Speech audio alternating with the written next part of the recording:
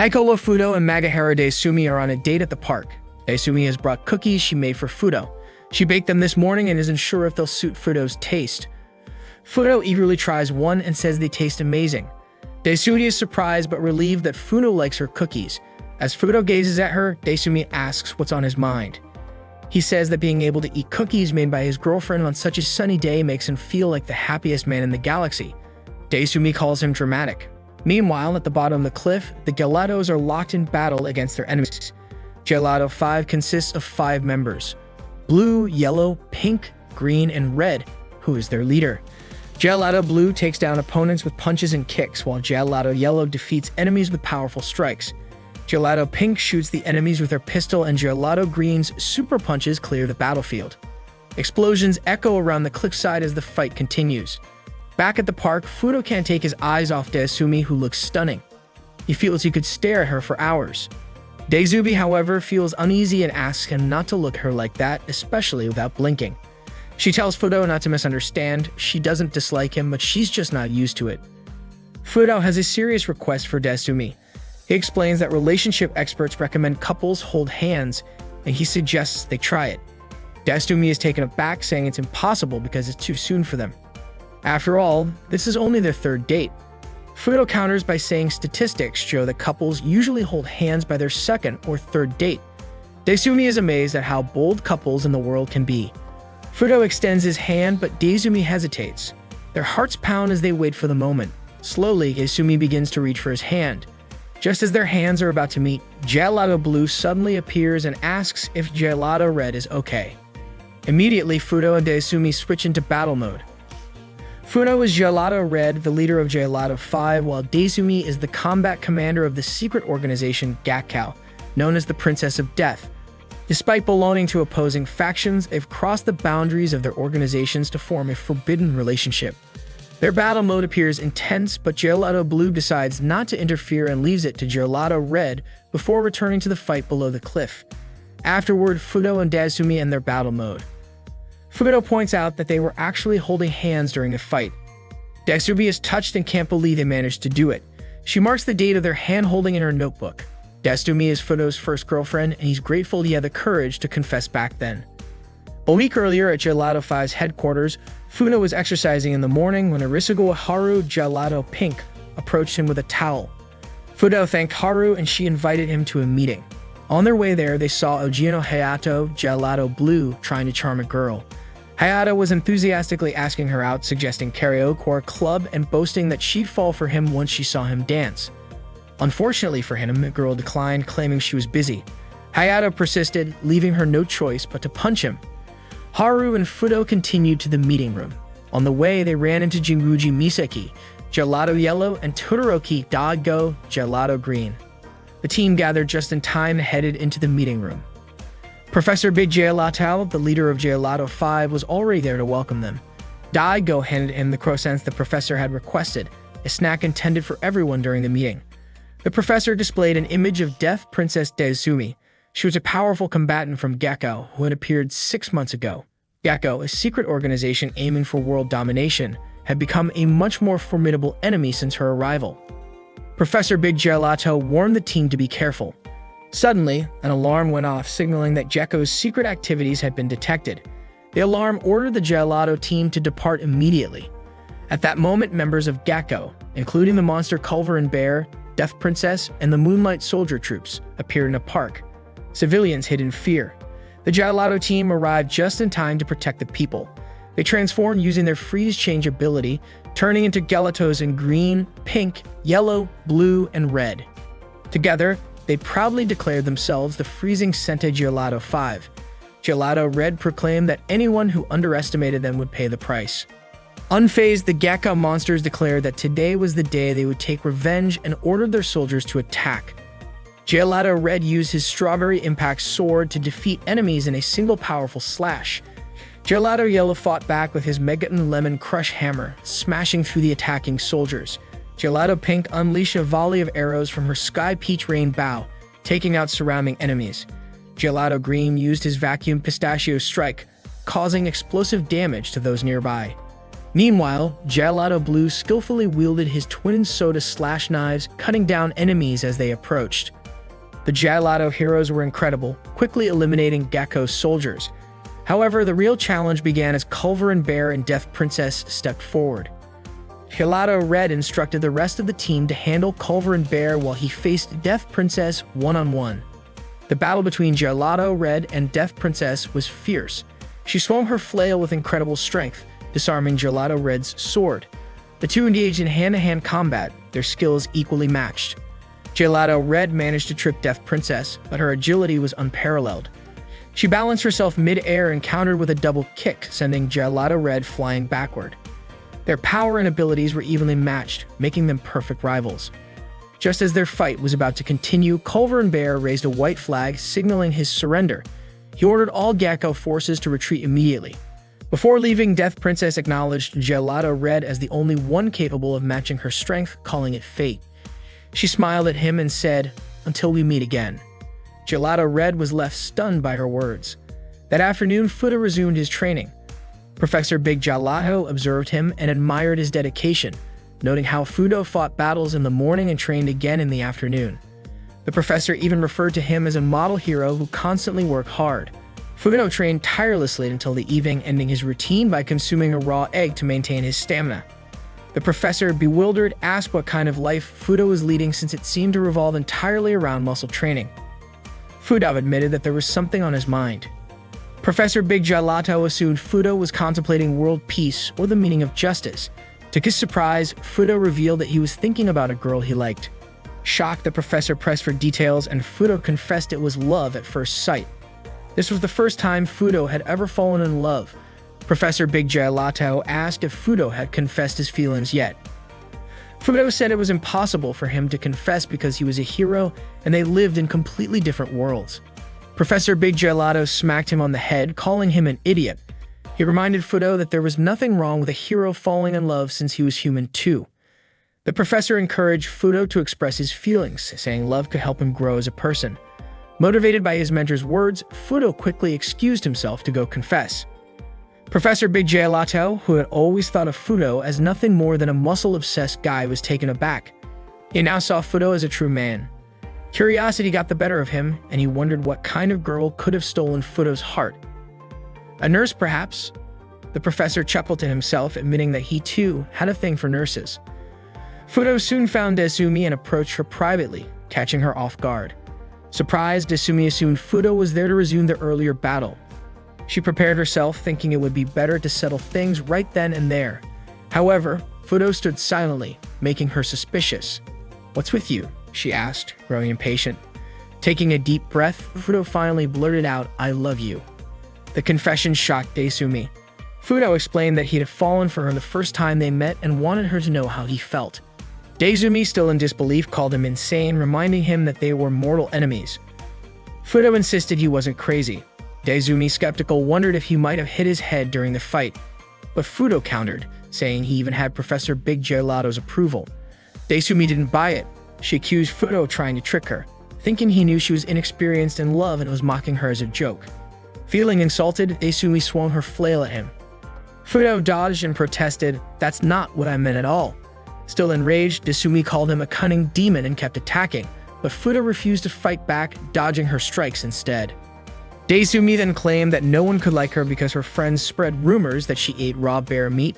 Fudo dismissed the rumor, pointing out that Desumi actually liked pancakes and pasta. Startled, Desumi demanded to know how he knew that, but she kept attacking him. She brought up another rumor, saying her friends claimed she drank wild boar blood, but Fudo shouted that it was untrue. Desumi preferred green smoothies. As she launched another barrage of attacks, Desumi exclaimed that her friends also gossiped about her going out at night to beat up strong men. Fudo corrected her again, saying she spent her nights doing Pilates. Infuriated, Desumi screamed that she was a killing machine from outer space and swung her flail with all her might.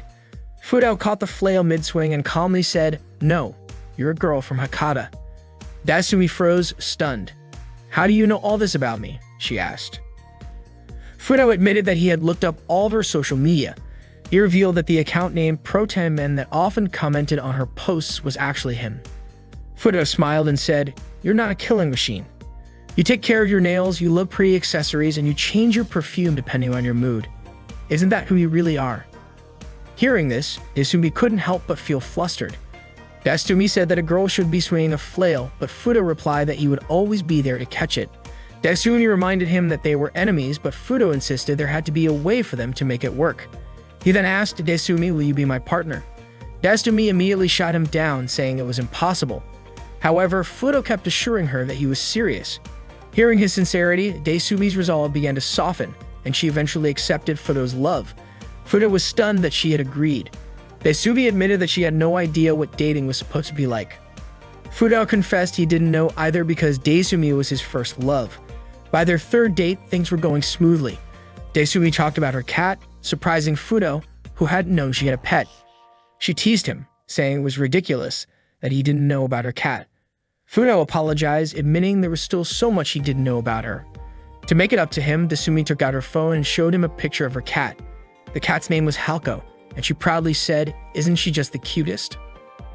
Fudo, however, was startled by the photo, not because of the cat, but because the mirror in the background showed Desumi's reflection clearly taken after she had just showered. Overwhelmed by the sight, Fudo couldn't hide his happiness. Desumi, oblivious to what Fudo was reacting to, assumed he was gushing over how cute Halko was. "You're being over the top," she said. "I'm not exaggerating at all," Fudo replied with a smile. "Just being here with you makes me happy." Blushing, Desumi shyly admitted that she felt the same. Still, Desumi reminded him that no one could know about their relationship. If anyone found out, they wouldn't be able to stay together, and it might even become national news. Fudo understood and promised to keep it a secret, even though he wasn't very skilled at hiding things. Desumi expressed her hope that someday they might live in a world where they could openly date. Fudo looked at her earnestly and said, "Desumi, I love you so much." Suddenly, Misaki, the yellow gelato, appeared at the top of the cliff and called out to Fudo, asking if he was done yet. In an instant, both Fudo and Desumi switched back to battle mode. Desumi launched a relentless attack on Fudo, hitting him with her Death Rumba technique, which sent him flying. Realizing she might have gone too far, Desumi hesitated. Misaki quickly rushed to Fudo's side to check on him. Fudo, lying on the ground, grinned and called Desumi incredible. He promised he would get her back next time and suggested they meet again soon. Desumi, smiling, accepted his challenge and said she'd be ready anytime, even the day after tomorrow. As Desumi left, Misaki asked Fudo if he was okay. He reassured her with a determined smile, saying he was just fine. And so began the forbidden love story between a defender of justice and a warrior from an evil organization. The Gecko forces launched another attack on Gelato 5. All the Gecko soldiers had been defeated, leaving only Desumi, the Princess of Death, for them to face. Daigo, the green gelato, attempted to strike her, but Desumi effortlessly sent him sprawling to the ground. Finally, Fudo, the red gelato, stepped forward to confront her. They lock eyes for a moment before beginning their battle. Desumi launched her attack, but Fudo kept evading her strikes. She landed a punch square on Fudo's chest with a sly smile. Suddenly, Fudo hurled Desumi into the air. She quickly swung her flail toward him, but Fudo easily deflected it. Desumi admitted that Fudo was much stronger than the rumors had suggested. Fudo, in turn, found himself captivated by Desumi's face. One morning, Hero TV aired an intense battle between Gelato 5 and Gecko. The action was extreme as the heroes of Gelato 5 fought for world peace. At the center of the coverage, the red gelato was facing off against the Princess of Death, a clash between formidable warriors. Viewers at home cheered for Gelato 5. During their fight, Fudo discreetly signaled to Desumi the moves he was about to make. A feint with a left hook followed by a low right kick, and he asked her to be careful. Desumi responded with her own signal, indicating she would block the kick and counter with a high kick. She even told Fudo to duck at the right moment. With their plans set, they began their choreographed battle. Desumi smiled, complimenting Fudo on his skill. Fudo suggested they move to a different location. Hero TV followed their movements closely, speculating that they were preparing for an epic one-on-one showdown. The two moved behind a shipping container, glancing around to ensure no one was watching. It turned out that Fudo, the leader of Gelato 5, and Desumi, the leader of Gecko's combat forces, were secretly dating. They stopped fighting and began chatting. Fudo remarked that they were sitting farther apart than usual. Desumi replied that this wasn't unusual for her. Fudo moved closer, insisting that they usually sat much closer together. Desumi, flustered, asked him to stop approaching her. She explained that she had been moving around a lot that day and was worried she might smell sweaty. Ignoring her protests, Fudo moved closer and assured her that no matter how she smelled, he wouldn't back away. Desumi turned her back to him, feeling self-conscious. She was too nervous to meet his gaze, but occasionally stole glances at him. Fudo confessed he had never met a girl as enchanting as Desumi. Fudo then took out his phone and started taking pictures of her. Annoyed, Desumi asked what he was doing. Fudo admitted that he found her beautiful even when she was angry and kept snapping photos. Initially, Desumi tolerated it, but she soon lost her patience. She punched Fudo, demanding he stop. She suggested taking a photo together instead and grabbed her phone. They positioned themselves for a selfie, but their faces weren't fully in the frame.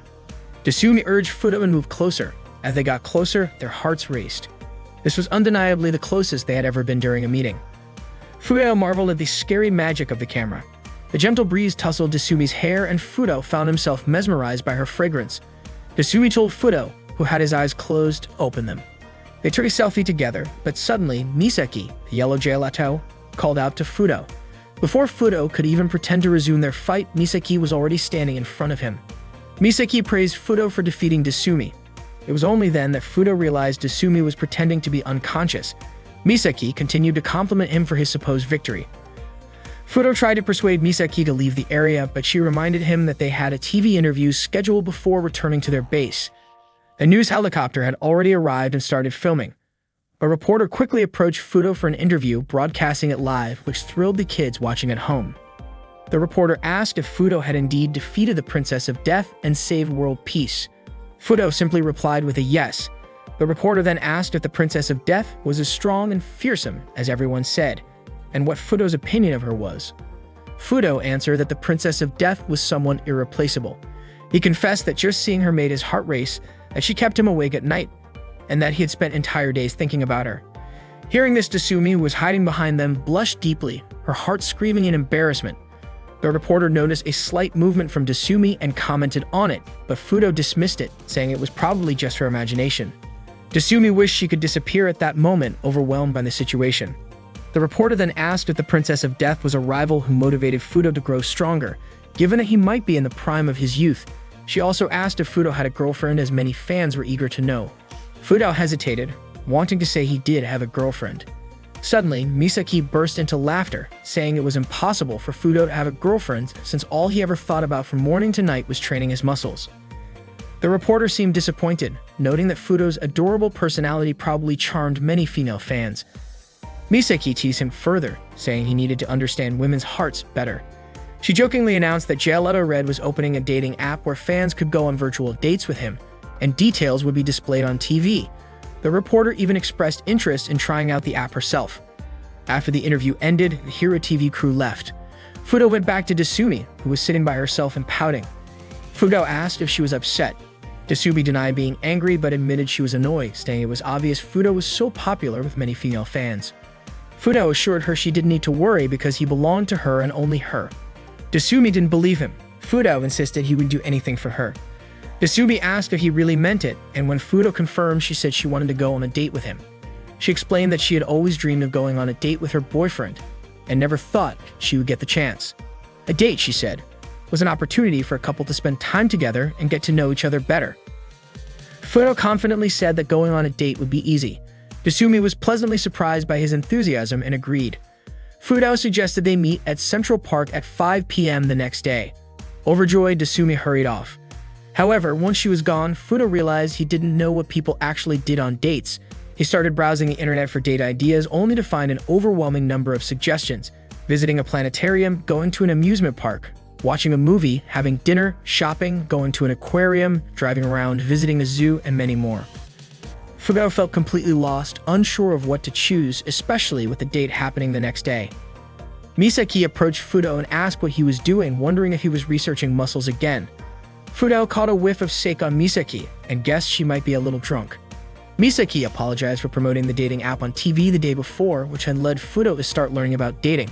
Fudo admitted he didn't understand what an ideal date was supposed to be. Misaki reassured him that there were no strict rules for dating, and all he needed to do was think about activities they could enjoy together. Suddenly, Fudo felt a breakthrough as the rigid walls in his mind crumbled, and he finally grasped the essence of dating.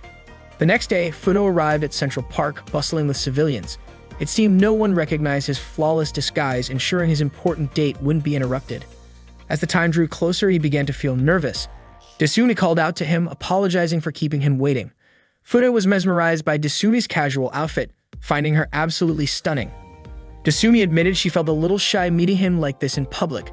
She complimented Fudo's disguise, saying his glasses and hairstyle suited him perfectly. Desumi then asked what they would be doing. Fudo confidently said he had planned everything and showed her his meticulously crafted date itinerary.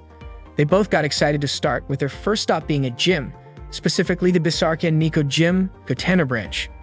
At the gym, they worked out together, drawing attention from the other patrons, who praised how amazing both Desumi and Fudo looked. Fudo complimented Desumi, telling her that her triceps were really developing. Acting like her personal gym coach, he encouraged her further. Afterward, Fudo announced they would go for a run, surprising Desumi. The two ran side by side.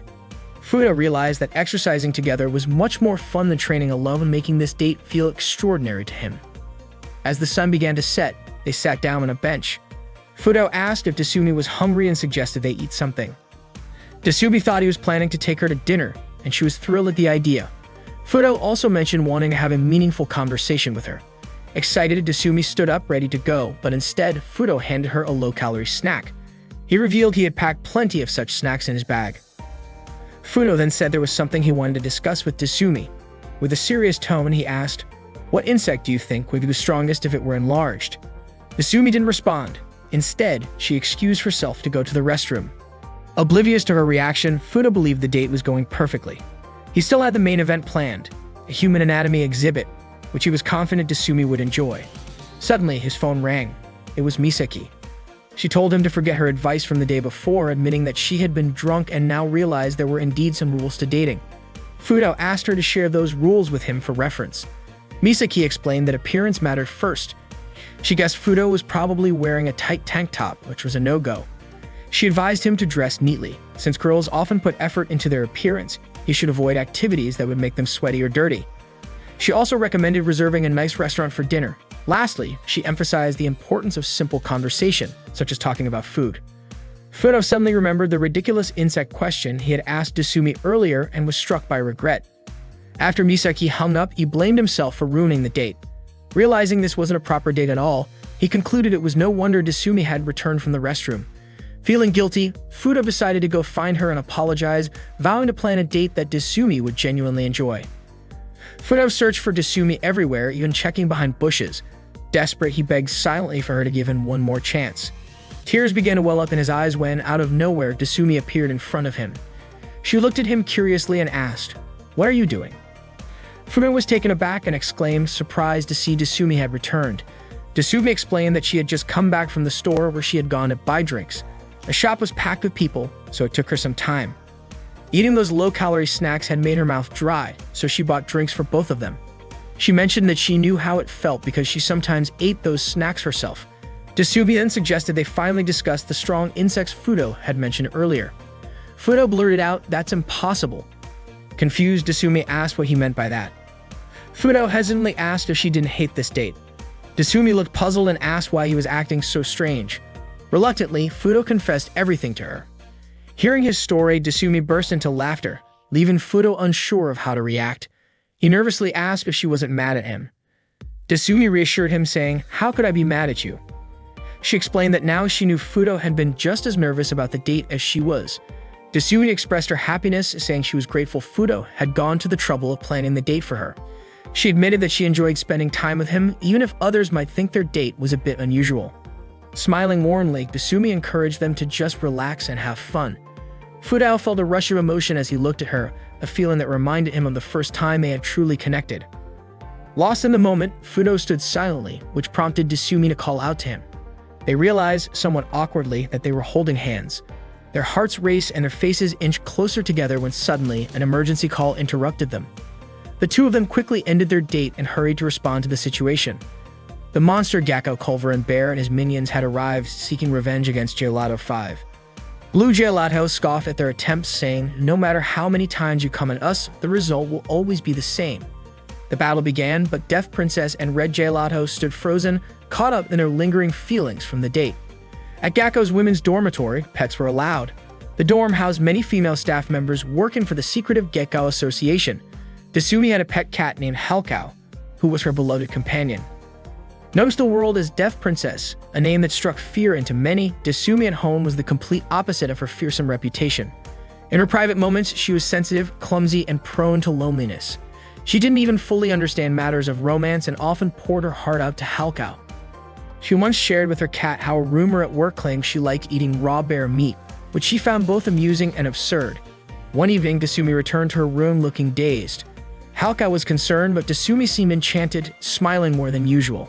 She had even started collecting pictures of Fudo, capturing his face when it appeared on TV, reading newspaper articles about red gelato, and preparing enthusiastically for their date.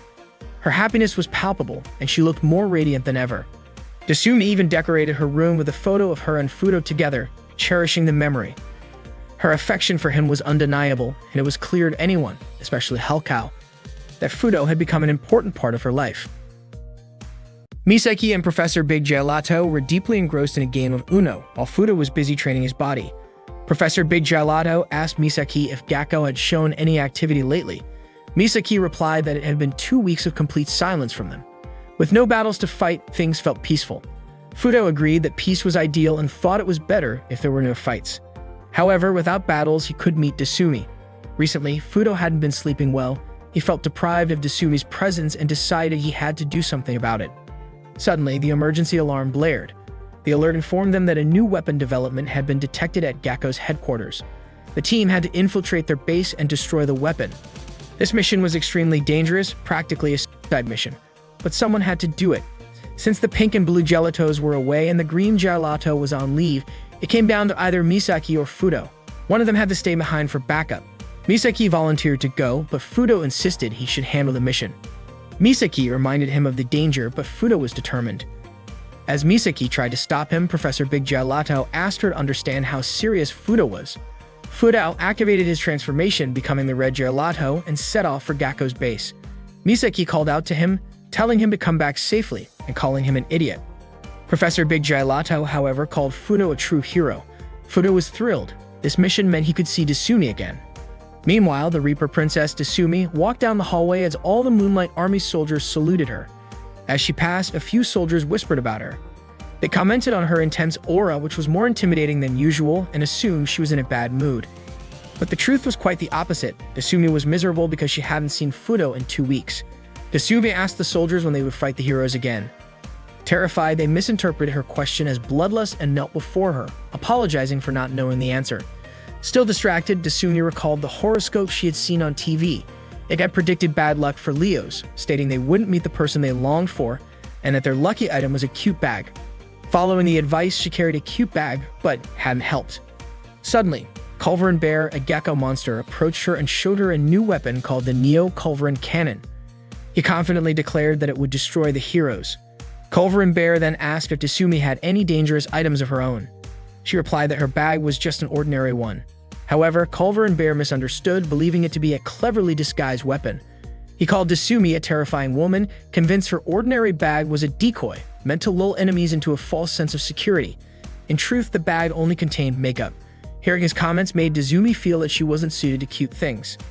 As Desumi walked down the hall, Fudo suddenly appeared from the ceiling, startling her.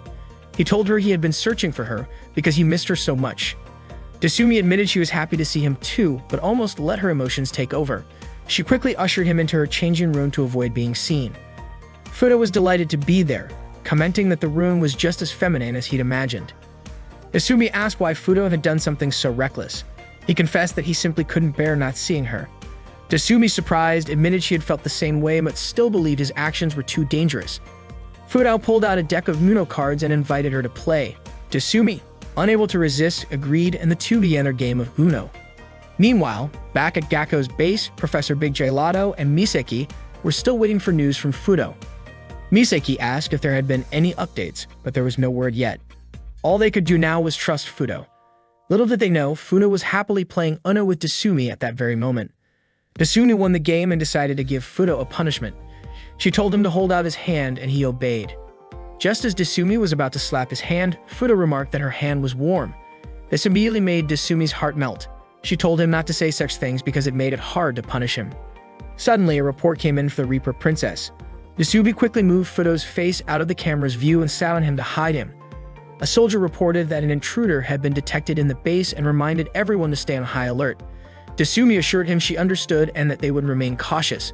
The soldier mentioned that he thought he had seen the shadow of a man earlier, but Desumi brushed it off, saying he must have been mistaken. She laughed, joking that it would be impossible for the Reaper Princess to have a boyfriend, and ended the call. Afterward, Desumi apologized to Fudo and asked if he was okay. Before Fudo could respond, Culver and Bear burst into the changing room. Desumi quickly hid Fudo, but in her panic, she ended up stuffing them both into a box. The small, cramped space forced their bodies to press together. Fudo felt suffocated and started squirming. Desumi told him to stop moving so much, but Fudo complained that something was on his face, making it hard to breathe. He tried to remove it, but the movement caused the box to creak, catching Culver and Bear's attention. Just as Culver and Bear approached the box, Fudo finally managed to remove the object, which turned out to be a bra. Desumi screamed and slapped Fudo hard enough to send him flying out of the box. He crashed into Culver and Bear, causing the weapon the monster was carrying to activate. The weapon exploded, destroying Gakko's base. Meanwhile, a report came in stating that the mission was a success. The signal from the new weapon had vanished and Gakko's base was destroyed. Hearing this, Professor Big Gelato was overjoyed and praised Fudo's extraordinary efforts. Back at the now-burning Gakko base, Fudo and Desumi escaped to a nearby hill. Fudo apologized to Desumi, but she turned the apology back on herself, saying she should have welcomed him properly when he arrived. Desumi noticed a scratch on Fudo's cheek, but he assured her it was nothing. She asked him to crouch for a moment and then gently placed a bandage on his cheek. Fudo thanked her. He complimented the cute bag she was carrying, saying it suited her perfectly. Desumi beamed with happiness at the compliment. Fudo admitted that he should have thought of it earlier and handed Desumi his phone number, saying they could talk anytime now. Blushing, Desumi asked if it was okay to call him that night. Fudo agreed, telling her she could call him that evening. That night in her room, Desumi was nervously preparing to call Fudo. She tried to calm her racing heart, telling herself she just wanted to check that he got home safely. Finally, she dialed the number Fudo had given her. To her surprise, it was answered by Fudo's mother. In the background, Desumi could hear Fudo asking his mom to hand him the phone, explaining that it was for him. His mother scolded him for still being home when she had told him to go buy milk. Fudo finally took the phone and asked if it was Desumi. She firmly told him to get a cell phone, and Fudo quickly agreed. The Gakko monster, Culver and Bear, was busy fixing the Gakko base's gate when suddenly an announcement was made calling for a morning meeting, and all executives were required to attend in the conference room. Culver and Bear hit the gate so hard that the Gakko emblem on the door was knocked down. Gakko's supreme leader, Bosslar, led their regular meeting. He said that thanks to the hard work of everyone, Gakko had accumulated a lot of negative energy. Bosslar also mentioned that the birth of a new monster, Ultimate Phantom, was drawing near. The secret Gakko Association, led by Bosslar, used human negative emotions as a source of power to create the Ultimate Phantom, a monster designed to dominate the world. In order to collect the remaining negative energy they needed, Bosslar asked everyone to propose their next 3 targets. The Beast Princess pressed her button and said she didn't care about the targets, she just wanted to get to the fighting part.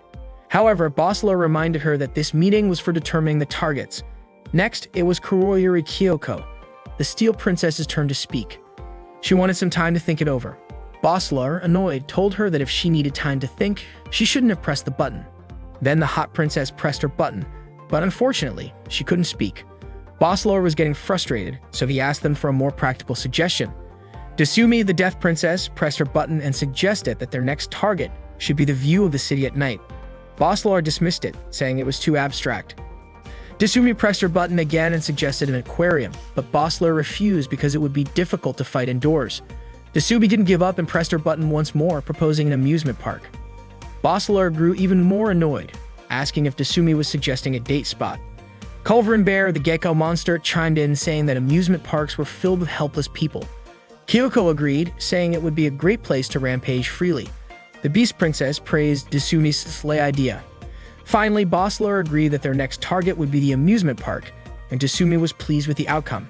Meanwhile, Fudo was reading a book on tips for using his new phone. Just then, his phone rang and he was clearly not used to the sound. He checked the message and saw that Desumi had sent him information about Gakko's next target, the amusement park they planned to visit, Yomiuraland. The two met at an old factory where Desumi jokingly wished that they could meet at a date spot for once. They began discussing different places for a date. Fudo suggested an aquarium, while Desumi was interested in the city's night view. The amusement park was also on the table, and Fudo jokingly called it a dream within a dream. The dream they had talked about earlier was finally coming true.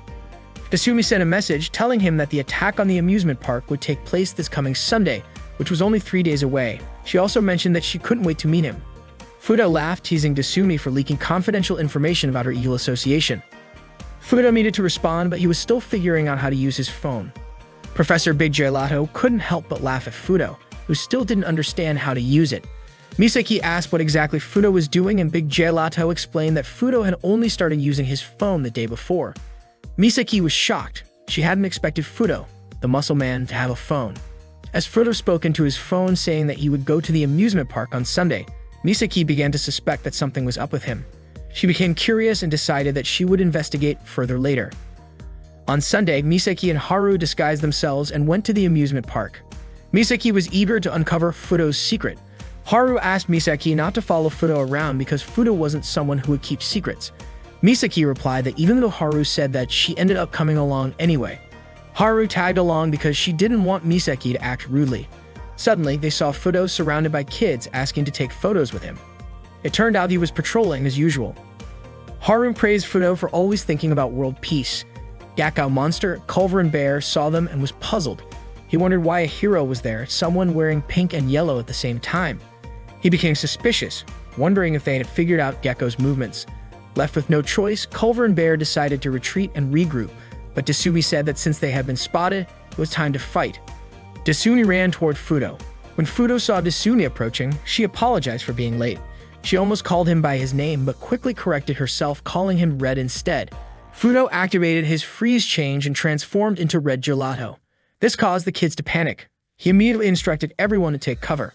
The Gakko troops moved closer, and Culver and Bear praised Fudo for figuring out their plan. Misaki was surprised to learn that Fudo had come there knowing the enemy's plans. Haru said, just like she had told Misaki before, Fudo wouldn't keep things secret, and Misaki began to believe her. Misaki and Haru also activated Freeze Change, turning into yellow and pink gelatos. Just as Red Gelato was about to face Desumi, Misaki and Haru approached, saying they would help him. Fudo told them not to come closer, but Misaki and Haru attacked the Moonlight soldiers who were surrounding them. Misaki now believed Haru's words that Fudo was still the same as always. The Fudo Haru knew was honest, innocent, and always serious about everything. And that was why he was their leader. Fudo got ready to attack Desumi, but then they started talking about where to go for a date. Misaki and Haru continued to fight off the incoming enemies. Meanwhile, Fudo was enjoying the amusement park with Desumi. They rode the roller coaster, swings, spinning rides, carousel, and Ferris wheel. Desumi was shocked to see that Fudo got dizzy from riding the Ferris wheel. Fudo, too, was surprised by how dizzy he got, realizing that he was weak for getting sick just from the Ferris wheel. Desumi moved to sit next to Fudo. They both realized they now knew each other's hidden sides, and it was a good thing for their relationship. They held hands again. Desumi asked if Fudo was feeling better now. Fudo felt strange. Although he felt uncomfortable riding the Ferris wheel earlier, now he didn't want to touch the ground again. From the top, they could see that the battle had already ended, so Fudo and Desumi decided to head back. Desumi said that it seemed like they had gone a bit overboard today, and Fudo admitted that the amusement park was scary. Meanwhile, Misaki had done a lot of shopping and was happy carrying home so many things. Haru noticed some photos displayed and was surprised to see a photo of Fudo riding a ride. Fudo's mom called Desumi's number, thinking it was Haruta. She told her that Fudo had bought a dinosaur keychain from the amusement park and joked that he was still like a child. Desumi could only sigh as she listened to Fudo's mom. She didn't even know who this Haruta was. That day, Desumi was invited to go home with her two friends after school. Desumi, a high school student in the city, kept her true identity a secret. Along the way, her friends asked how her club activities were going. Desumi explained that there was exam preparation that day. They invited her to go karaoke with them, but she declined, saying she had work to do. Her friends teased her, asking how she'd ever get a boyfriend if she was always so busy. Desumi just laughed it off. Curious, they asked if she was currently interested in anyone. Desumi replied that it was a secret. Suddenly, they spotted Fudo sitting with Haru at a cafe. Desumi was shocked to see the scene. Fudo and Haru looked very close. Her friends, knowing Haru was the new member of Gelato Pink, remarked how cute she looked. They even guessed that Fudo and Haru might be dating since they seemed like a perfect match. Unable to bear it, Desumi burst into tears and ran away. Meanwhile, Fudo asked Haru why she had asked to meet him, as it wasn't like her. Haru apologized, knowing how busy Fudo was. Fudo encouraged her to share what was on her mind. Nervously, Haru hesitated, unsure if her question was appropriate. She was curious about a photo taken at the amusement park. She asked if it really was Fudo in the picture, and if so, who the girl next to him was. Haru was visibly unsure whether it was right to ask such a personal question. Noticing her hesitation, Fudo smiled and said he understood what she was trying to ask. He reached into his bag and pulled out a muscle training guidebook and a protein shake, handing them to her. He confidently declared that these items would solve all her problems. Haru was bewildered. Fudo explained that since Haru had been part of the gelato team for 6 months, it was time for her to start drinking protein shakes because her physical training hadn't shown much improvement. He suggested she follow the workout guide for the next 6 months to build an unbeatable physique. Haru attempted to clarify that she was asking about the photo, not training, but Fudo interpreted her concern as worry about her physical fitness. He enthusiastically pointed out that the guidebook detailed everything with photos and that the exercises were designed to minimize strain. He assured her that even with her small frame, she wouldn't find it difficult, especially if she started with stretches to prevent injury.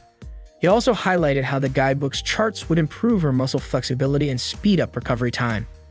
Fudo concluded his long explanation by saying that achieving an ideal body takes effort and dedication.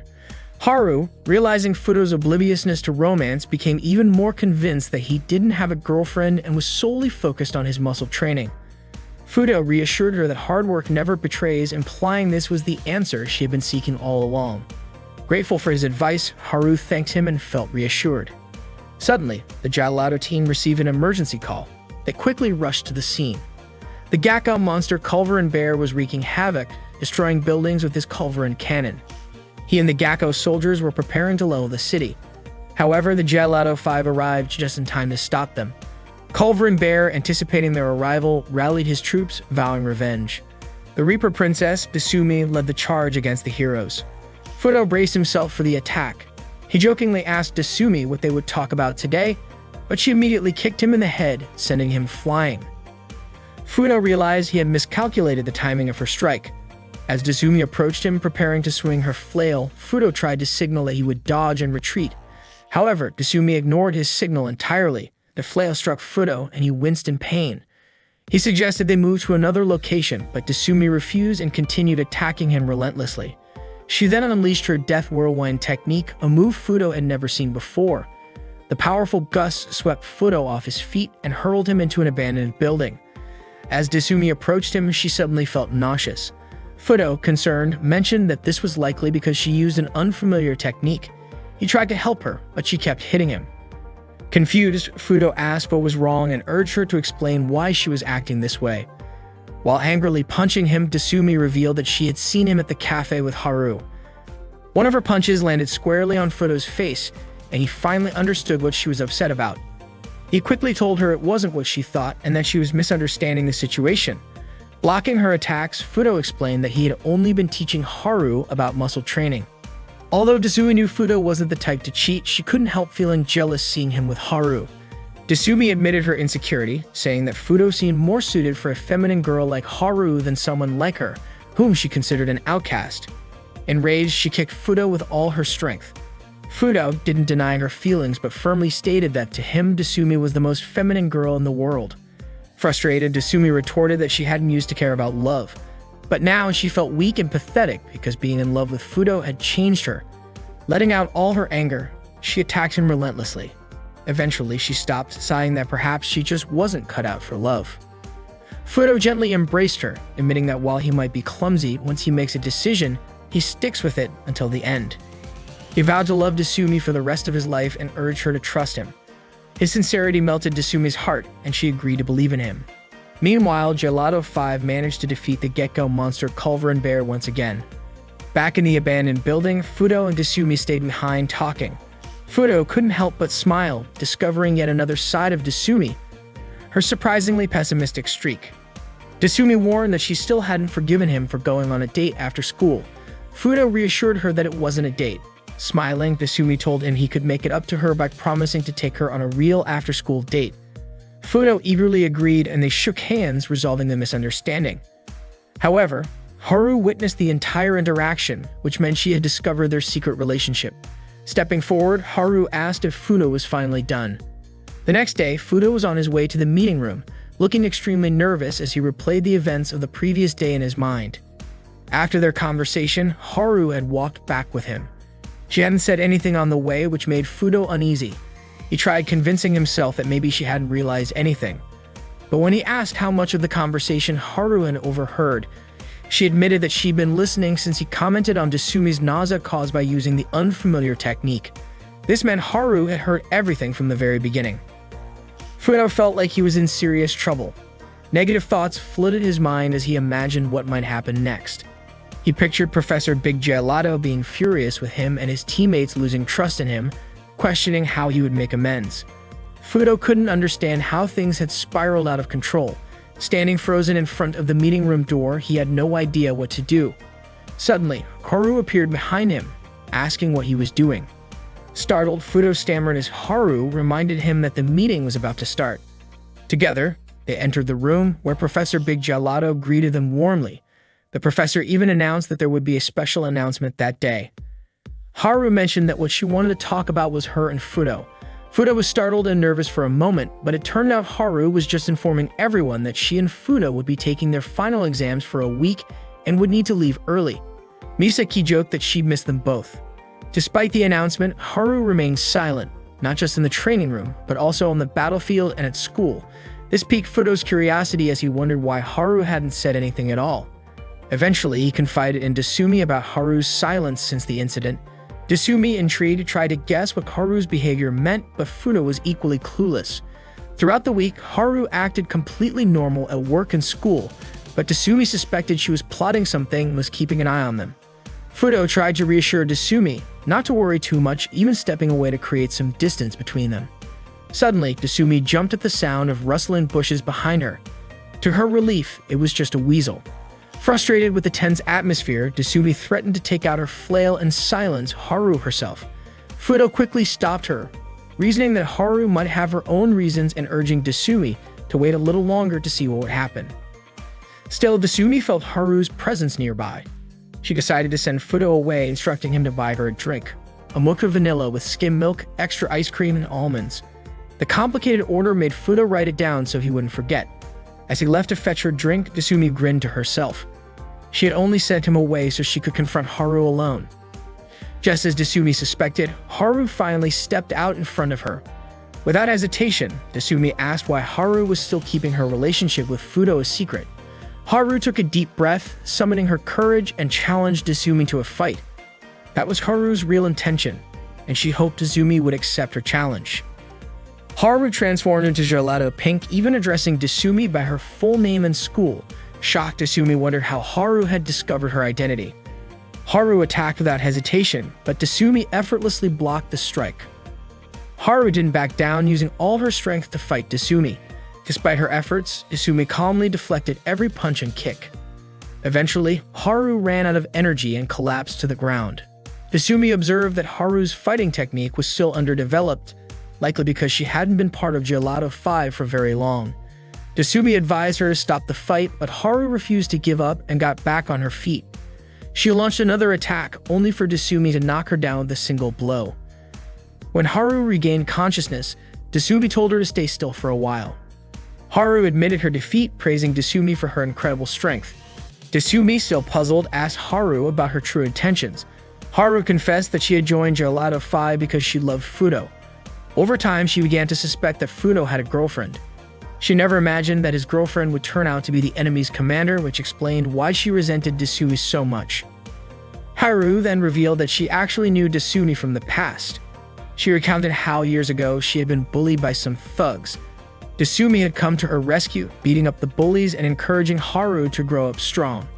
Smiling at the memory, Haru expressed her gratitude.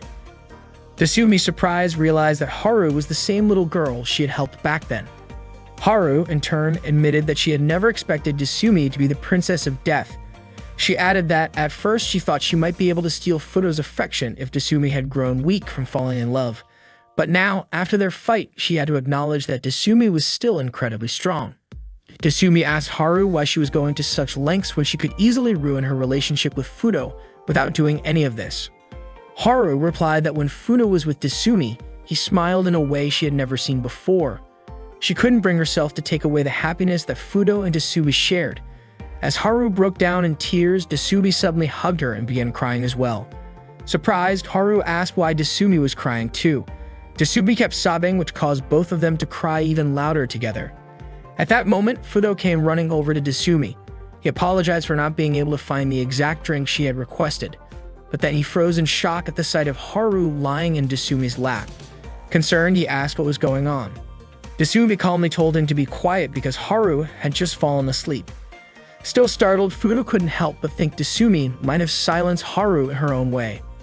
Eventually, the three of them began walking home together. Throughout the walk, Haru kept smiling. She said she would support Fudo and Desumi's relationship, but as they parted ways, she leaned in and whispered to Desumi that if the opportunity ever presented itself, she wouldn't hesitate to steal Fudo away. Desumi was taken aback by Haru's comment. Before leaving, Haru cheerfully told them to get along and then walked off. That day, the executives of Gakko were holding their monthly meeting. Bosslar, as the highest leader, was about to announce the monthly report for the Princess series, the results of battles, negative energy collection, spirit enthusiasm, and so on. The team in first place overall was the Bear team. The Deaf Princess took first place with 4920 points, while the Animal Princess came in second with 550 points. The Deaf Princess was praised for being active in proposing plans, always participating in battles, and being a role model for evil. She had earned the highest score after beating up Red Gelato badly. Kyoko, the Steel Princess, also praised the Deaf Princess for her power, but the Animal Princess didn't seem happy with the rankings. Desumi was asked to comment as the number 1, and she simply said that she was happy. As a reward, Desumi received a Super Bosslar doll. The Animal Princess then stood up dissatisfied, saying that Desumi always got in her way. She can challenge Desumi to a duel.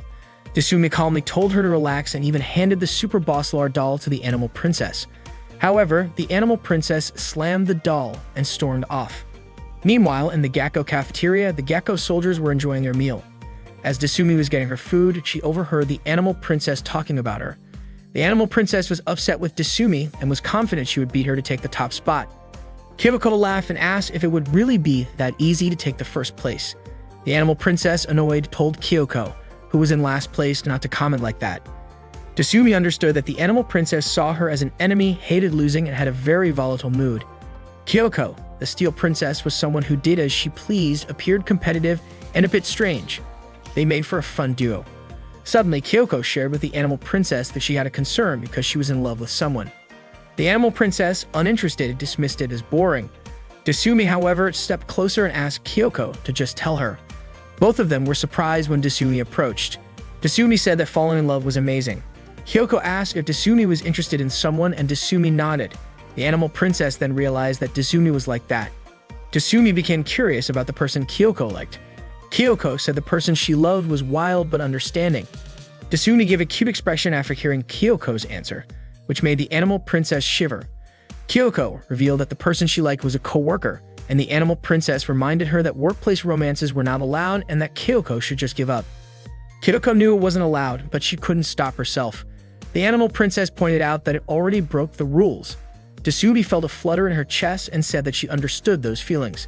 The Animal Princess was shocked by Desumi's response. Desumi then said that sometimes it was okay to break the rules and that she would support Kyoko. The Animal Princess wondered why Desumi was so enthusiastic. Kyoko thanked Desumi, but the Animal Princess continued to warn that it couldn't happen. Desumi then asked what Kyoko's plan was after that, and the Animal Princess realized they hadn't been listening to her warning. Kyoko planned to confess her love to the person, and Desumi supported her. Unfortunately, Kyoko still had doubts because she thought her face was plain.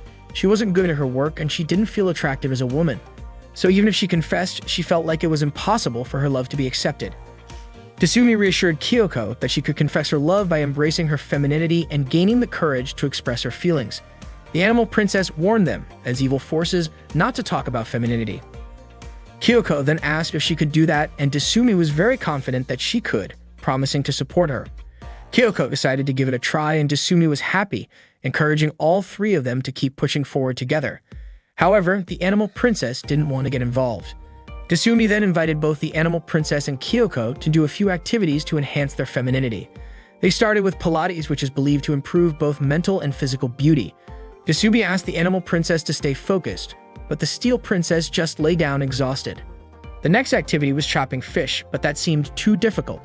They then tried reading a book, but unfortunately, Kyoko ended up falling asleep. They moved on to painting their nails, but instead of painting her nails, Kyoko ended up painting her fingers. Next, they tried yoga on the pool mat, which is supposed to strengthen core muscles and give the body a beautiful shape. Unfortunately, Kyoko ended up sinking into the water. She realized that she wasn't really the kind of woman who could do anything and chose to give up. She thanked Desumi and the animal princess for sticking by her. The animal princess then said that her confidence had completely vanished.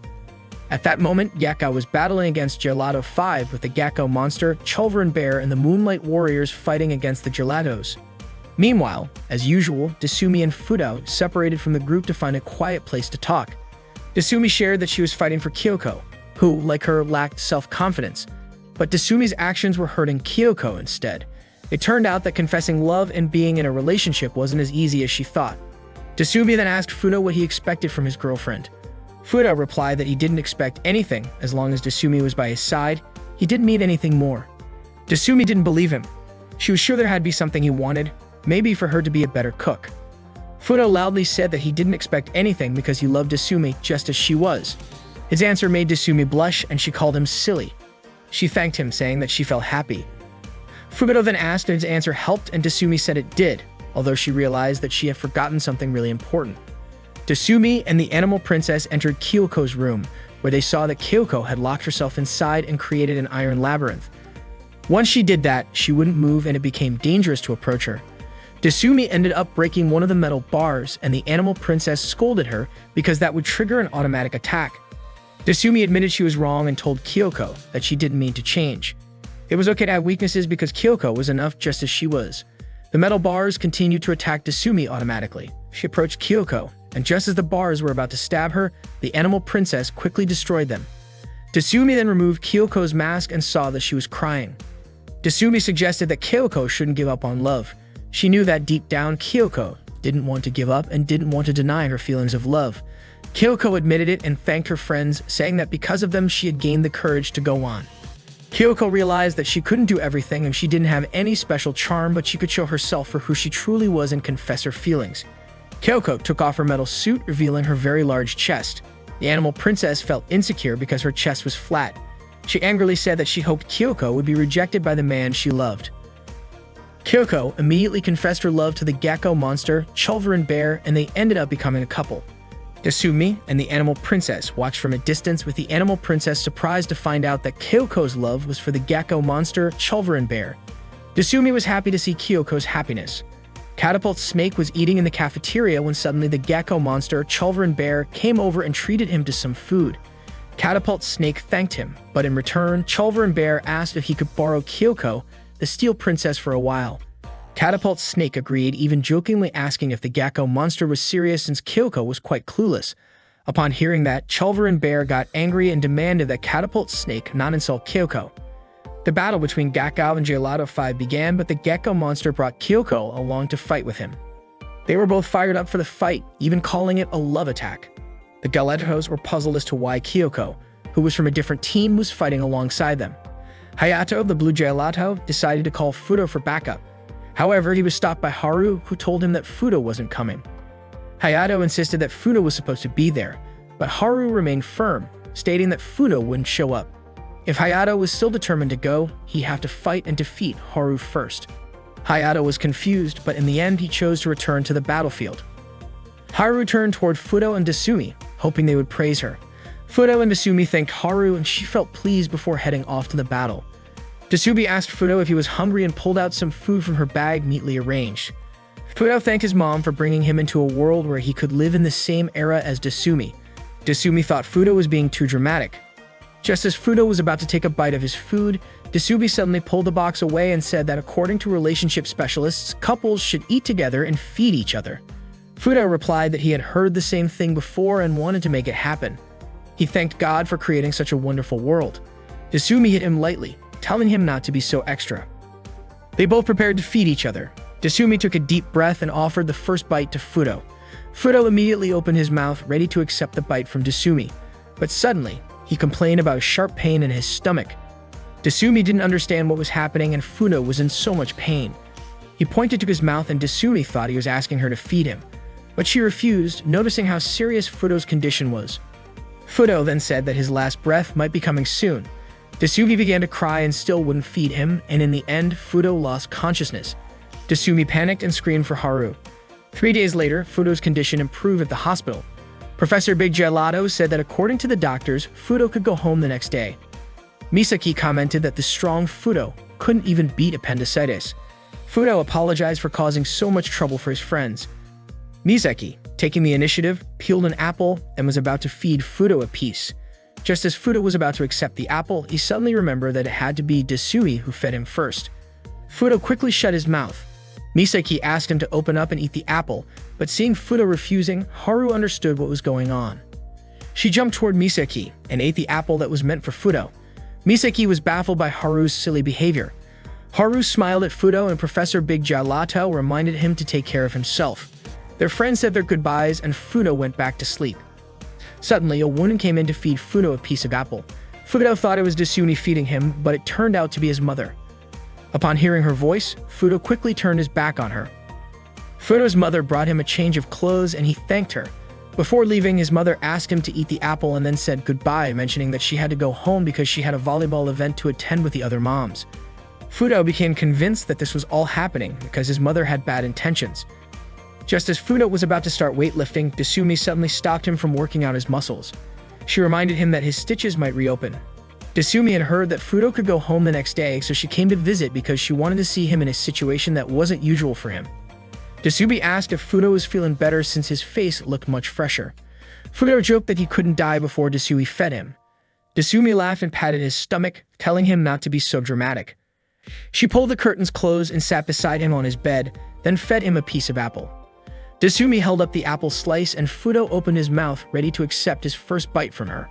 The first bite went smoothly and Desumi asked how it felt to be fed by her. Fudo replied that the apple tasted much better than any food he had ever had. Just as they were about to get closer again, Fudo's mother appeared to tell him that his dad would pick him up tomorrow. Fudo was annoyed that his private moment with Desumi was interrupted by his mother. Fudo's mom then asked Desumi if she played volleyball as they were short on players for their game. She unexpectedly pulled Desumi along to join her, and Fudo's time with Desumi was completely ruined. Desumi joined Fudo's mom in the volleyball game. She received a pass from Fudo's mom and quickly made a smash, leading their team to victory. Fudo's mom thanked Desumi for helping and Desumi, enjoying herself, said she'd love to play again.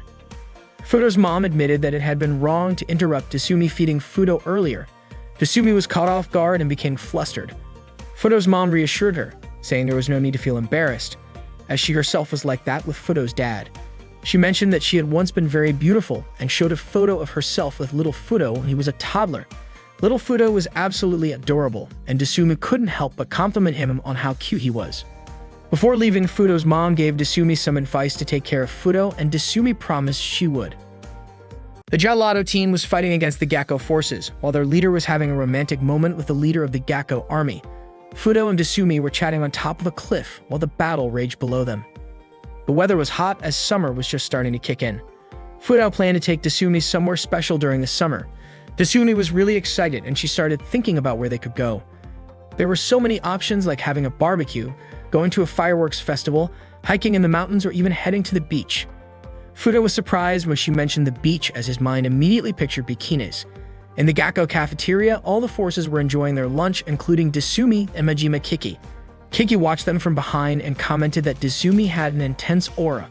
She was curious about what food was in front of Desumi. After taking a look, she was disappointed to find that Desumi's meal was just a simple pasta set. Kiki had expected something more, especially since she thought only Desumi had the toughness to be recognized. She was curious how someone like Desumi ended up joining the Gakko Association. Desumi explained that her family had registered her. The animal princess remarked that it sounded like Desumi had signed up like an idol. Kiki then asked how Desumi had passed such a tough test. Desumi was also confused, saying she didn't know why she passed since she just did everything as usual, and even ended up being chosen as the leader. She had excelled in almost all the physical tests and had performed better than the others. Kiki thought that Desumi didn't really intend to join Gakko, which was why she seemed so relaxed about everything. Desumi then asked Kiki if the beach would be a good spot for their next attack. Suddenly, an announcement came calling all the team leaders and the princesses to the meeting room. It was unusual to have a call during lunch, so Kiki quickly stood up, but Desumi kept enjoying her pasta. Kiki had to drag Desumi to the meeting room. The Gakko Secret Association had a strict hierarchy. The leader of Gakko, Boslar, oversaw 6 teams, each led by the strongest monsters, with the princesses serving as their deputies. The lowest rank was the Moonlight Soldiers. Boslar gathered everyone for a meeting to announce the creation of a new team. He called Desumi to the front and congratulated her, telling her that she would be promoted from the rank of princess to monster and would undergo an operation to merge with an animal's body to gain new powers. Desumi was shocked at the idea of becoming a monster. Kiki was upset because Desumi got the promotion before her. Culver and Bear congratulated Desumi on her promotion, saying he had expected her to succeed. Catapult Snake also welcomed Desumi to the world of monsters. Maxalock Eagle commented that the body of a monster was definitely impressive. Kiki, although upset, said she would be fine with Desumi becoming a monster first. She would catch up soon. Drone Rabbit also congratulated her, and Desumi noticed how cute Drone Rabbit was. She thought maybe it wouldn't be so bad to become a cute monster like her. Boslar then revealed that Desumi would be merged with a mountain gorilla. Desumi was taken aback upon hearing this. Boslar explained that the combination of the 2 strongest primates would create a true miracle. It seemed like Desumi wasn't quite ready for this decision, but Boslar assured her the operation would take place the next day. The meeting was then adjourned. Desumi was thinking about how becoming a monster would completely change her life. She wouldn't be able to live like she did before, and she wouldn't be able to go on a date at the beach. Unfortunately, Desumi couldn't reject this decision. Her phone suddenly vibrated. Her father was calling via video. He asked how she was doing. Desumi's father had received a message from Boslar saying that Desumi had been promoted. He was so proud of his little girl. The whole family cheered and celebrated her achievement. Her father said that their family could now become a monster family, almost like a dream come true. He even cried tears of joy remembering his past as a retired combatant. He was beyond happy. Desumi's mother also encouraged her, sending her words of support. Desumi didn't even have time to say anything before her mother told her that Desumi's younger sister, Magahara Orami, was no longer feeling down after seeing the results of Desumi's hard work. Orami said that she wanted to join Gakko too after graduating from school. She also gave her a message, to never lose even after becoming a monster because Desumi was her idol. The entire family continued to encourage her and the video call ended. Desumi knew that her colleagues in Gakko and her family were happy for her, and if she rejected it, they would be disappointed. Desumi also wondered how Fudo would react when he heard the news about her promotion. Just then, her phone vibrated again and she was startled. It was Fudo calling. Desumi asked what was going on, her voice full of panic. Fudo said that he just wanted to hear Desumi's voice while thinking about her. Fudo then asked if something was bothering her because her tone was different than usual. Desumi went silent and Fudo thought he might have been wrong. Suddenly, he heard Desumi crying and immediately told her to wait for him for 1 hour before hanging up the call. After a while, Fudo sent a message saying that he had arrived. Desumi quickly looked out the window, and sure enough, Fudo was standing outside her dorm. Desumi explained her worries about being promoted to a monster and having her body merged with a gorilla. Fudo, instead of being serious, casually called it the cutest gorilla in the world. Desumi immediately hit him and said she was worried. Desumi asked him what she should do. Fudo replied that she shouldn't worry about his opinion and asked what she wanted to do. Desumi suddenly realized that she had never really thought about her own desires. Fudo told her that her kindness towards others was one of her greatest charms, but sometimes that kindness should be for herself. He asked again what she wanted to do. Desumi came to the realization that she was allowed to choose what she wanted. She thought about how, if she became a gorilla, things like manicures, cooking, or even crafts would be so difficult to do. It would be hard to meet with Fudo too. She also wanted to visit an amusement park again, to go on a date after school, and to enjoy the beach, things she couldn't do if she lost her original body. She didn't want to give up on any of that. Ever since meeting Fudo, Desumi realized that she wanted to experience everything. She used to be someone who would never betray the expectations of the people around her, but now she couldn't bear the thought of becoming a gorilla just to fulfill the hopes of her family and friends, because she wanted to keep leaning on Fudo's shoulder. The next day, Desumi expressed her wishes to Boslar. Boslar was surprised and asked why she didn't want to become a monster. Desumi told him that it was her decision, and she wouldn't regret it. Kiki even called her crazy for turning down such an opportunity, and Culver and Bear said it was a chance to gain new strength. Boslar asked if Desumi was sure about rejecting the generous offer from the great leader of Gakko. Desumi firmly declined the offer. At first, Boslar seemed angry and Desumi could only accept whatever would happen next.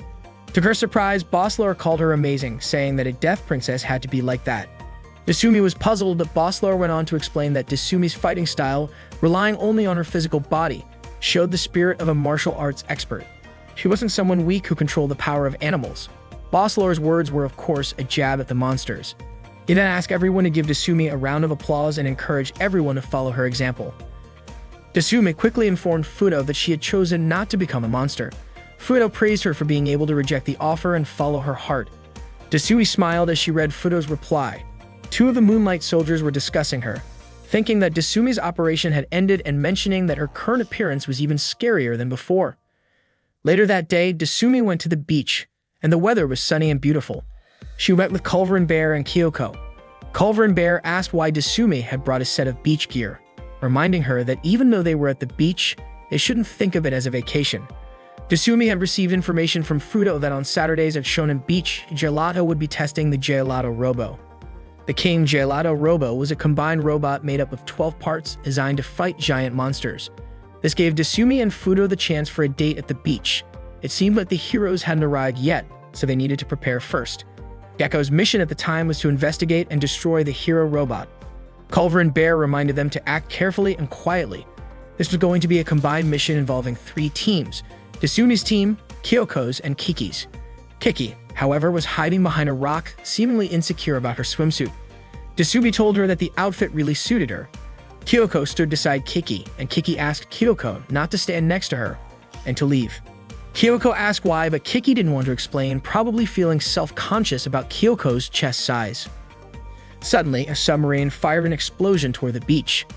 Culver and Bear quickly instructed everyone to retreat. Professor Big Gelato had accidentally fired the blast. Fudo checked the area to ensure that no one was injured by the explosion. Kiki was sure that the Gelato team was anticipating a sabotage mission from Gakko. The submarine was part of the King Gelato Robo. Misaki and Haru then emerged from inside the submarine. Misaki opened a can of beer and Haru immediately told her not to drink it. However, Misaki insisted, saying that beer was more enjoyable at the beach. Haru scolded her, reminding her they weren't at the beach for fun and games. Professor Big Gelato told Misaki not to worry about it and suggested she should just drink the cold beer. Haru became even more irritated. Professor Big Gelato explained that the test was only for the Gelato submarine, which was just the robot's legs, so it wasn't that important. Fudo walked near the place where Desumi and Kiki were hiding. Just as Kiki was asking about their next move, Desumi suddenly ran up to Fudo, surprising Kiki. Desumi approached Fudo and smiled at him. When Fudo saw Desumi wearing a bikini, he froze in place, unable to move. Desumi quickly tapped him and asked what was happening. It turned out Fudo had been mesmerized by Desumi's cuteness, so much so that he forgot to breathe. Hearing this, Desumi punched Fudo and told him not to stare at her like that because it made her feel embarrassed.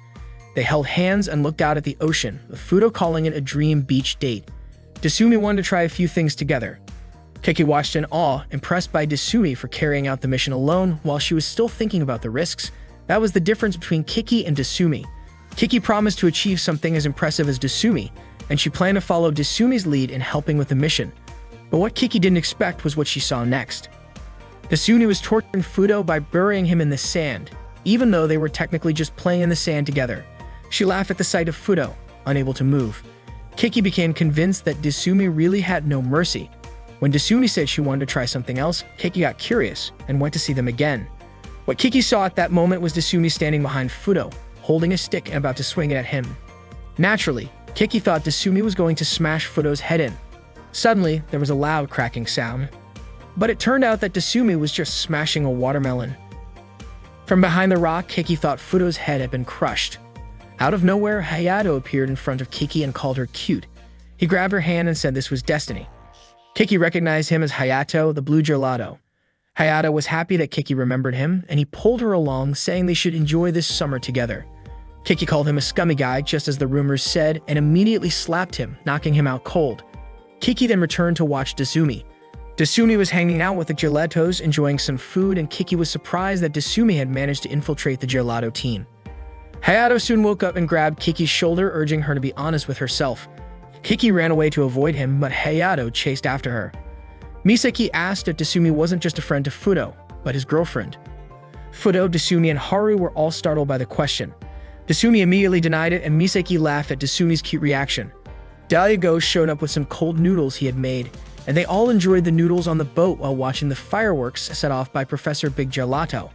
The fireworks were beautiful, but not for the professor, who was surrounded by smoke. Misaki thanked Desumi for helping Fudo become a better, more expressive man. Desumi smiled at Misaki's words. Haru and Daigo came by with small fireworks, and they all lit them together. Desumi was happy because Fudo truly was an amazing guide to her, and ever since they started dating, every day had become so much more enjoyable.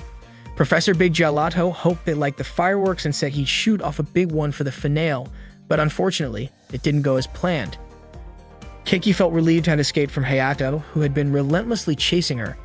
Desumi called out to Kiki with a smile, and Kiki couldn't understand why Desumi seemed so unaffected, as if nothing had happened, even though she had just tortured Fudo. Kiki was sure that Desumi couldn't destroy a robot, but suddenly, the submarine exploded and Kiki was shocked, thinking that Desumi was the one who had destroyed it. Desumi remarked that the last fireworks display was really something that Kiki called Desumi someone with no limits. For Desumi, today had been a really fun day. The Gelato team headed home on the train, all of them asleep in their seats except for Daigo. He was still awake, staring at a photo from the fireworks event. He couldn't stop looking at the picture of Desumi. Daigo was cooking food for Fudo, and Haru thanked Misaki for her hard work. Misaki asked why Daigo was still here. Daigo replied that Fudo had a night shift, so he was making food for him. The meal looked delicious. Daigo really was a great cook. Haru asked if Daigo was also busy with his duties to recruit new members. Daigo said he didn't mind the extra work. Misaki tried to flirt with Daigo by asking if he would choose her as his life partner, but Daigo, being indifferent, simply replied that workplace romance was forbidden. Misaki was annoyed by Daigo's response. Haru commented that Daigo was a very laid-back person. He was calm and gentle in battle and not reckless like Haru. Misaki even called Daigo the mental strength of the organization. Daigo then served the dinner he made to Fudo, and Fudo thanked him. Daigo said that Fudo worked hard, and Fudo mentioned that he was writing an exchange diary. Daigo asked if it was the diary about the girl from the beach, and Fudo admitted that he hadn't told Daigo about it yet. Fudo then mentioned Desumi's name. As soon as Daigo heard that, he collapsed and started trembling like he was scared. Fudo panicked and asked if Daigo was okay.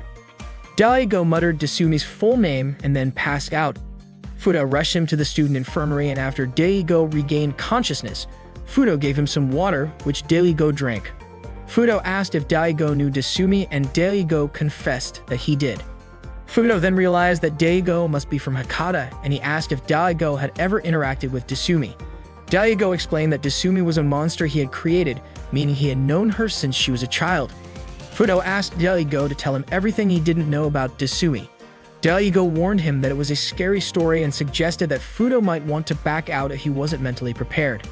Fudo didn't mind and said he was ready to accept whatever came.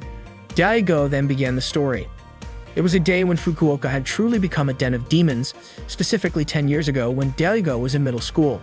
He was attending karate training at the Oda Karate Dojo, and Daigo was a naturally talented child at the famous dojo. He didn't have any rivals, neither kids his age nor older, and he was the strongest in the area. Then little Desumi came to the dojo. At that time, Desumi was only 7 years old. Fudo imagined how cute Desumi must have been when she was little. Desumi's first words were that no matter what game they played, she would destroy it. But that time, she promised she wouldn't destroy the place, and everyone laughed. Desumi did some stretching exercises, and the karate master told Daigo to keep an eye on her. Daigo approached Desumi and asked her to show off her skills. He asked her to punch him in the stomach, but to his surprise, Desumi's punch was incredibly strong, and it left Daigo in shock, replaying his life's memories in his mind. Daigo couldn't believe that the strongest person at the dojo had been defeated by a second-grade elementary school student. Desumi apologized and asked if her punch hurt. To maintain his pride, Daigo said that her punch was good, but didn't affect him. Desumi smiled, happy that it was her first time landing such a punch. She asked if she could hit him again. Daigo, still trembling from the impact, suggested that they do it another day. After the training, Desumi said goodbye to Daigo. Hearing this story, Fudo said that Desumi was indeed a genius. Daigo admitted that back then, he didn't fully believe it. He thought it was just a coincidence, but the next day, the karate master closed the dojo because he had tried to train a second-grade elementary student only to end up beaten up. He felt like a failure as a trainer and decided to retreat to the mountains. Daigo found Desumi looking gloomy. She says she always felt like this. Every place that made her happy eventually disappeared. Desumi even started crying, and Daigo gently patted her head, telling her not to worry because he would train her. He asked her to stop crying. Desumi was touched by Daigo's kindness, and from that moment on, Daigo became her karate teacher. What Daigo didn't know at the time was that this was the moment he had opened Pandora's box. Desumi's power was so immense that it almost killed him. Daigo admitted that Desumi was getting stronger, but in order to maintain his dignity as a teacher, Daigo claimed that Desumi still had a long way to go before catching up to him. However, this only made Desumi even more excited. To avoid being killed by Desumi, Daigo trained his body intensely. Fudo concluded that Daigo became strong because of Desumi. One day, Desumi was approached by a group of delinquents. They didn't expect her to be just a middle schooler, and they thought that defeating her would make them famous.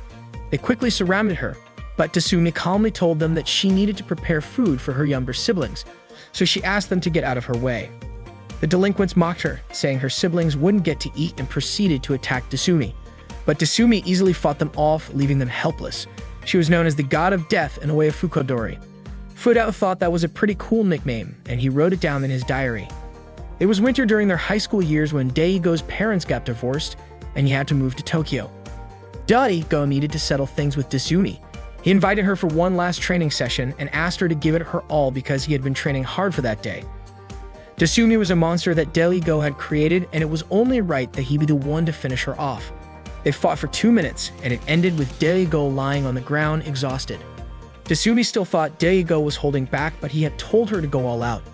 To save face, Daigo said that no teacher would seriously hit their student, and deep down he realized how foolish he had been. After the fight, Daigo said his goodbyes to Desumi. Desumi was sad and asked if they could meet again, and if they did, would they train like that again? Daigo promised he would be serious the next time they met. Daigo remained silent, but in his heart he couldn't bear to go through that again. He was shocked that Desumi, who hadn't even been serious, had beaten him. It was truly terrifying. Daigo then left for Tokyo like someone running away. There he was invited to become a hero.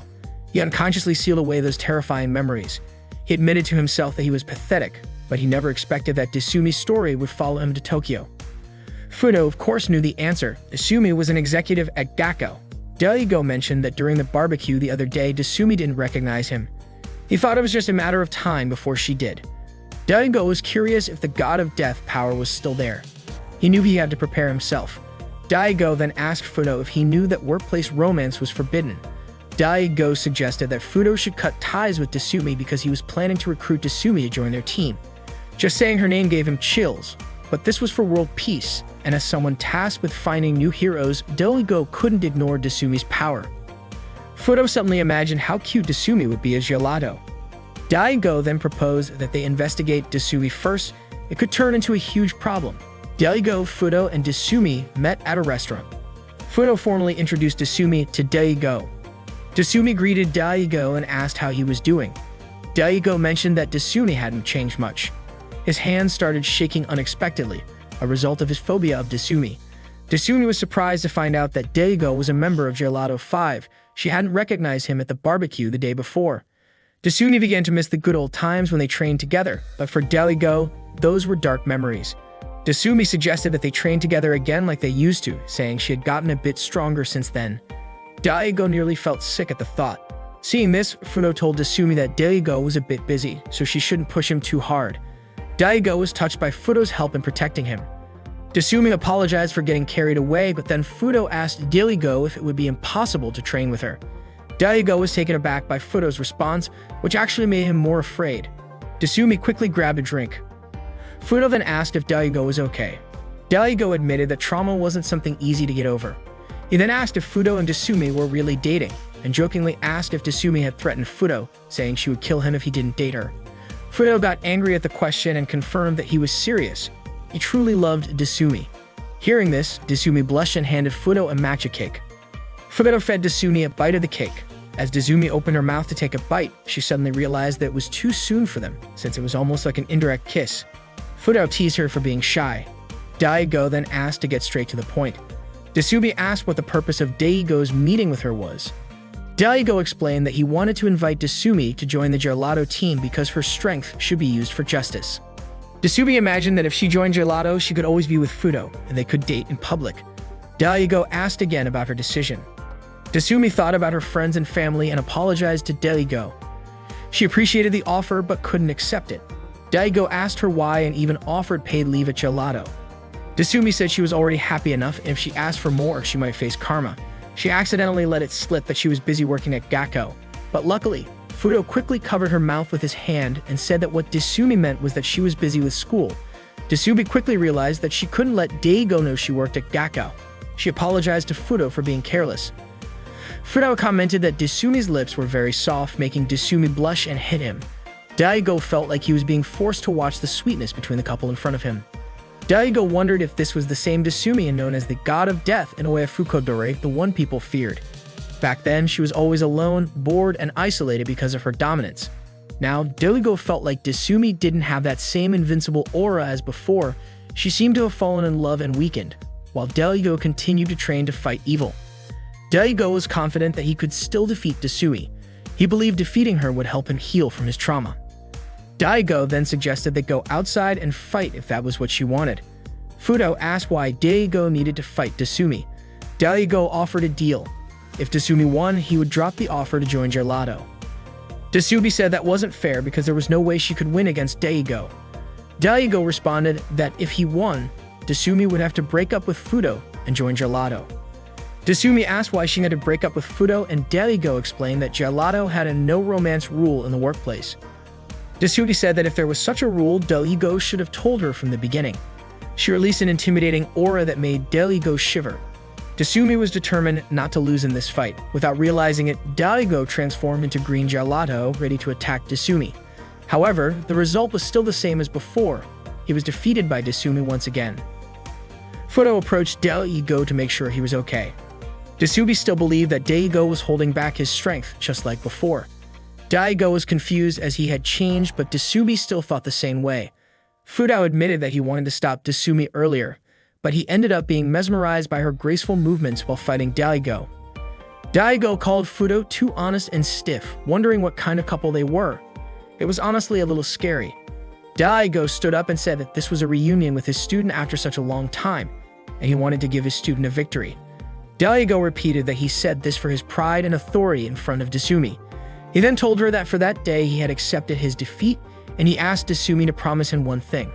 There were many people who would want Desumi's strength, so Daigo asked her not to join Gakko. Fudo and Desumi could only remain silent.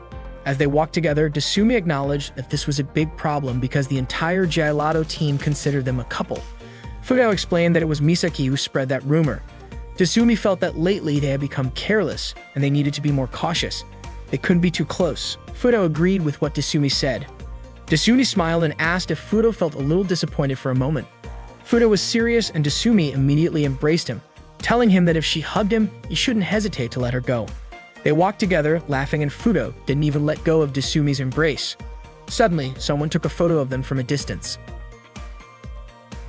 That morning, Fudo arrived at the Gelato headquarters, where Misaki and Haru greeted him. Misaki handed him a package. Fudo immediately opened it and found a photo of him and Desumi holding hands. Fudo couldn't help but shout in surprise, which made Misaki and Haru ask him what was going on. Fudo didn't want to tell them he and Desumi were in big trouble. Later that day at school, Desumi was enjoying a homemade lunch. Her two friends praised her for making such a great meal. Just as she was about to take a bite, Huju Anna suddenly swooped in and ate it all. Desumi was shocked by Anna's behavior. Anna, however, claimed that her mouth just slipped and she accidentally ate Desumi's food. Desumi's friends asked if she was okay, and Desumi casually replied that this kind of thing happened to her all the time. Anna had a smug look on her face, making Desumi's friends feel scared. At that moment, Kiki and Kyoko appeared to stand up for Desumi. Kiki was furious, saying that Anna often bothered Desumi and deserved to be taught a lesson. Desumi's friends were impressed by Kiki and Kyoko's entrance. All the Gekko girls went to the same school by Boss Laura's order. Kiki was upset that Desumi didn't fight back when someone bothered her.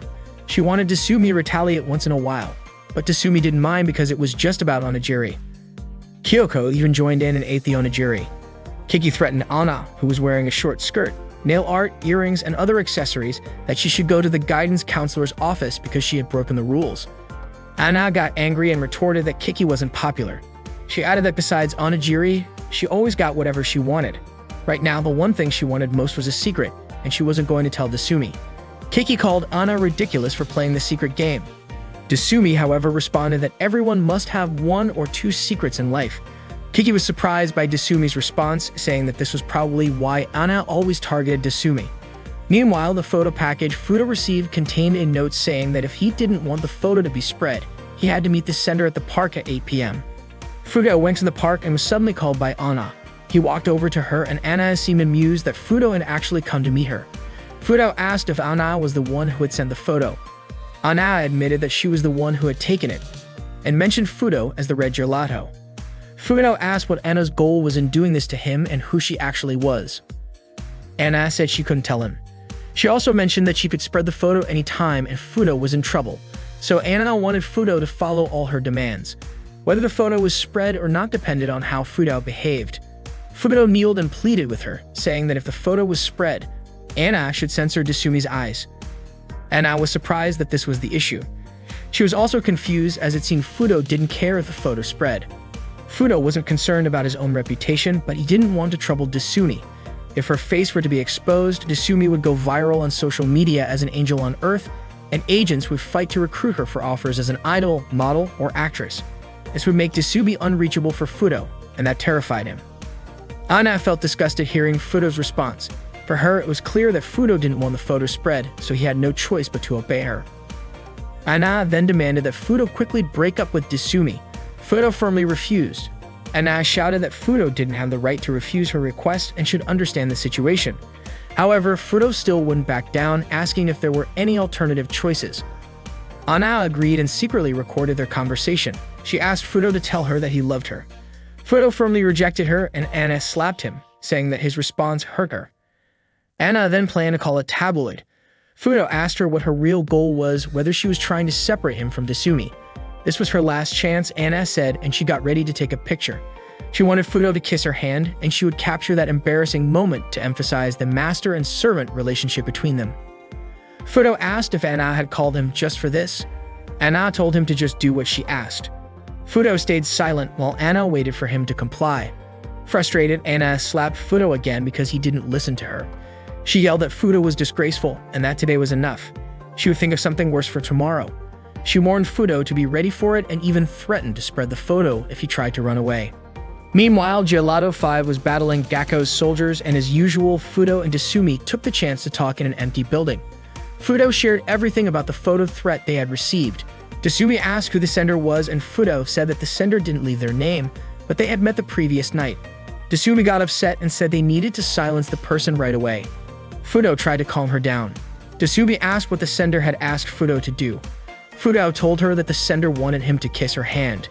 When Desumi heard this, she immediately threw Fudo to the ground, but Fudo quickly assured her that he hadn't done it. Desumi apologized and asked if he was okay. Fudo said he was fine, and Desumi then asked if there were any other demands.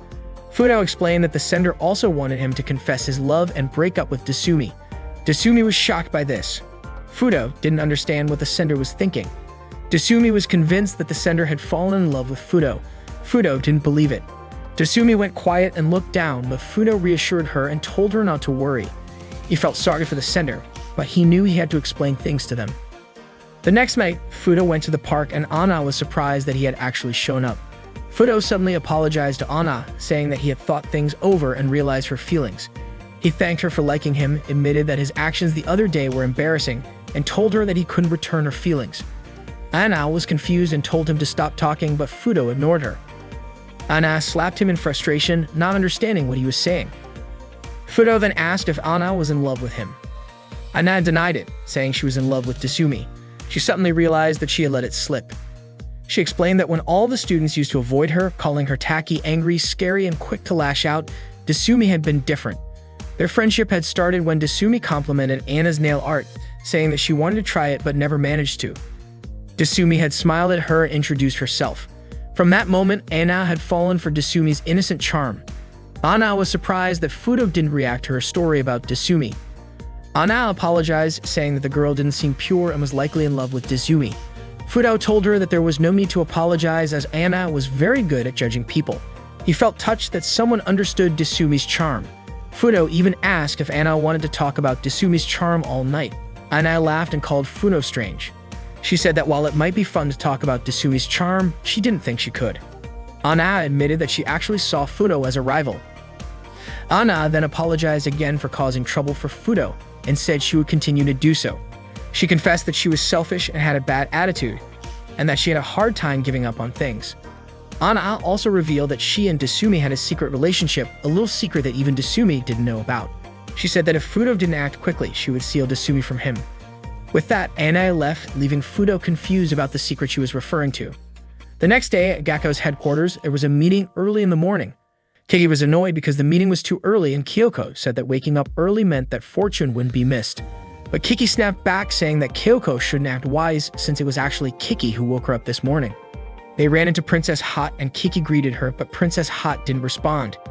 Kiki was upset by how unfriendly Princess Hot still was. Desumi asked Kiki not to act that way. Kiki said that no one knew Princess Hot's voice or face. Desumi said it didn't matter because everyone had 1 or 2 secrets.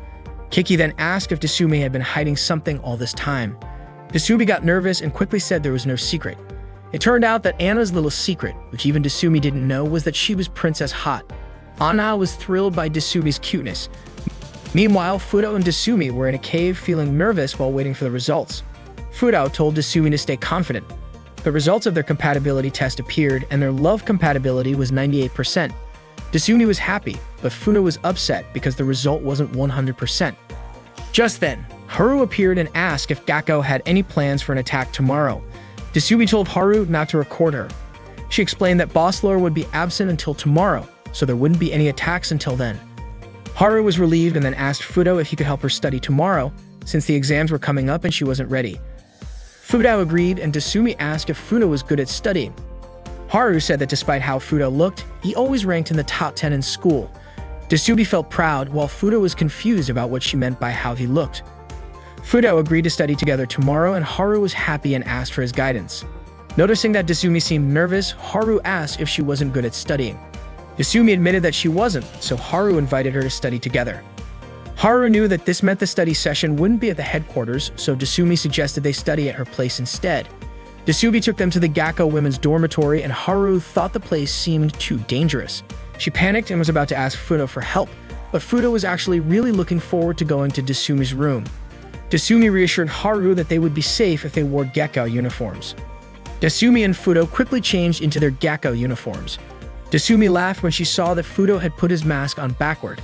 They managed to get past the guards, took the elevator with monsters, greeted fellow Moonlight soldiers, and finally arrived at Desumi's room. Haru commented that Gekko's security was really weak.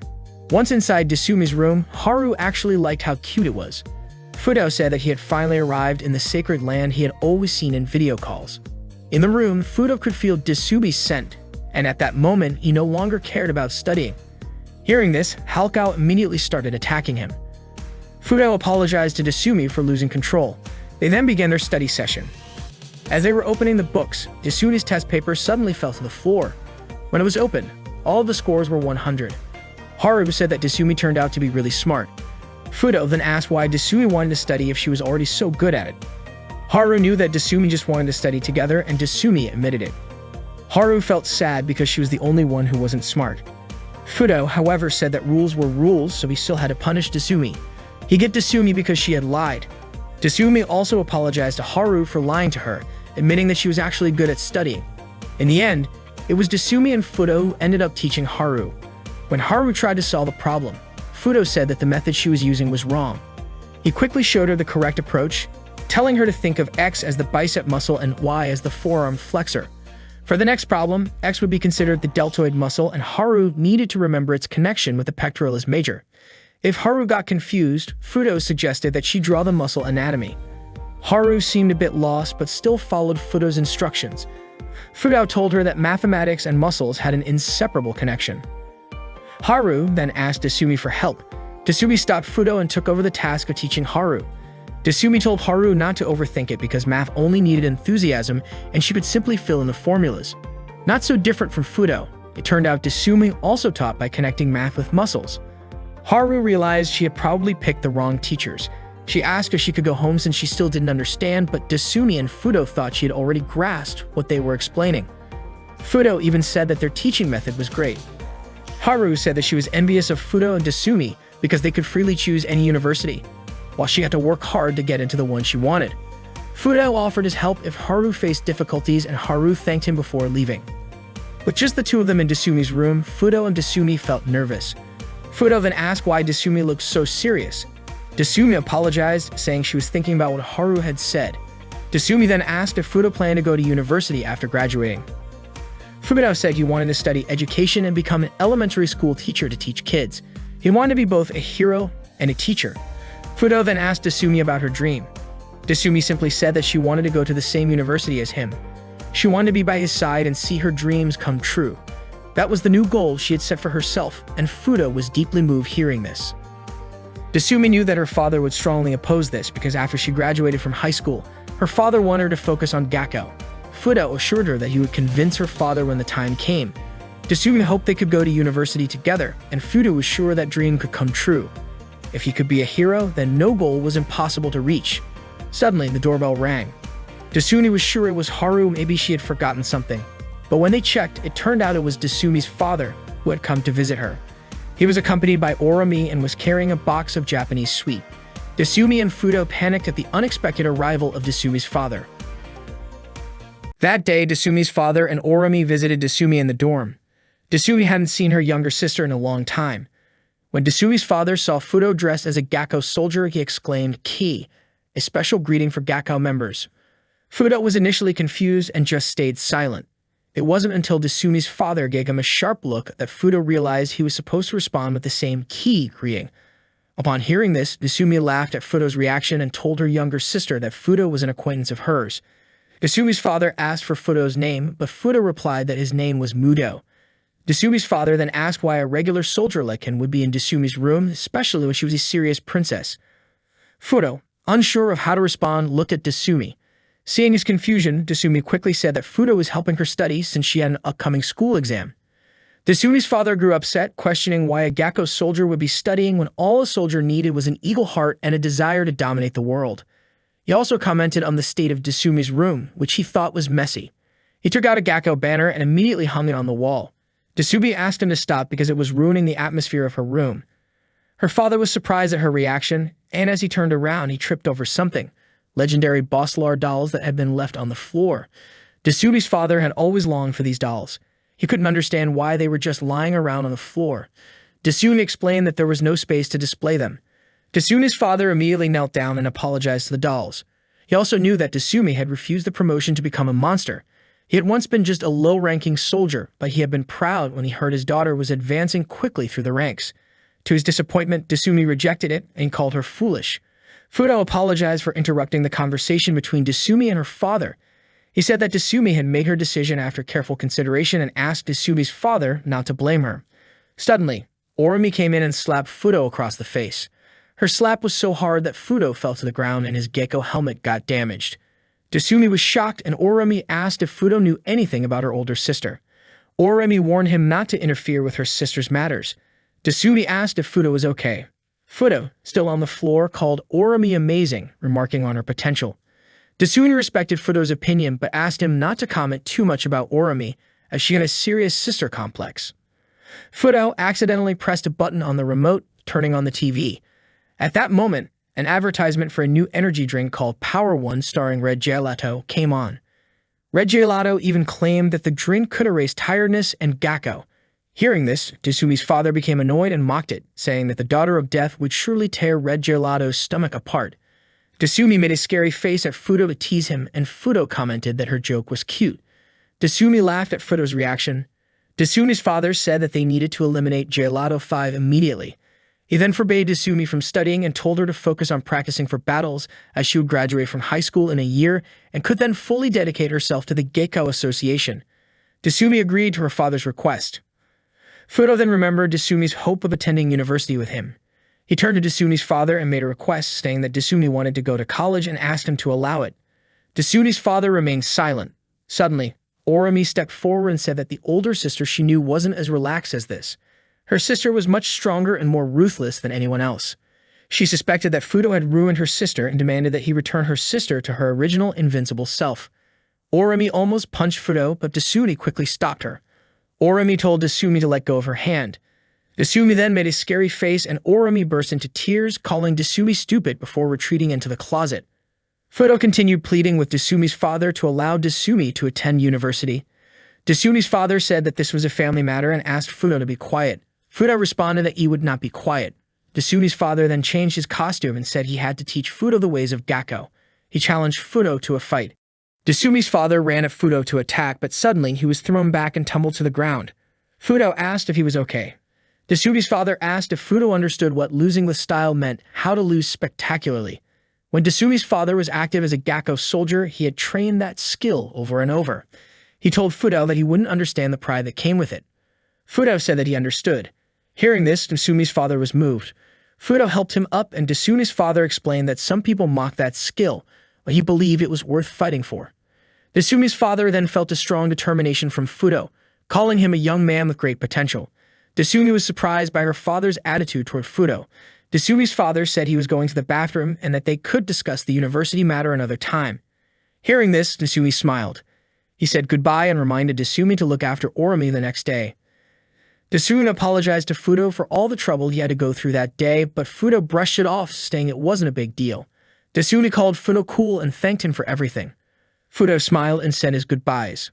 Orami watched them from the window, puzzled by Desumi's expression. She felt sad, not wanting to see her older sister looking like that. Orami decided she would never accept Fudo. 5 years ago, after school, Orami was harassed by a group of boys. They called her a loner and teased her, daring her to fight back. However, they said it was impossible for Orami to do anything since all she could do was mutter. Suddenly, Desumi appeared and scared the boys away. She bought ice cream for Orami to stop her from crying. Desumi told Orami to become strong as she would need strength to survive. From that moment on, Orami admired her older sister. Desumi and Orami took the bus to the Gakko headquarters. Orami watched as Desumi smiled and replied to messages on her phone. Fudo praised Desumi's room, calling it amazing. After getting off the bus, Orami quickened her pace. Desumi asked her why she looked upset ever since that morning. Orami denied being upset. Desumi then asked if Orami was sure she wanted to go to the Gakko headquarters. Orami expressed her desire to see her sister's workplace next year. After walking for a while, they finally reached the Gakko headquarters gate. The Moonlight Warriors greeted Desumi's arrival, honoring her with a salute. Orami was completely amazed by everything she saw.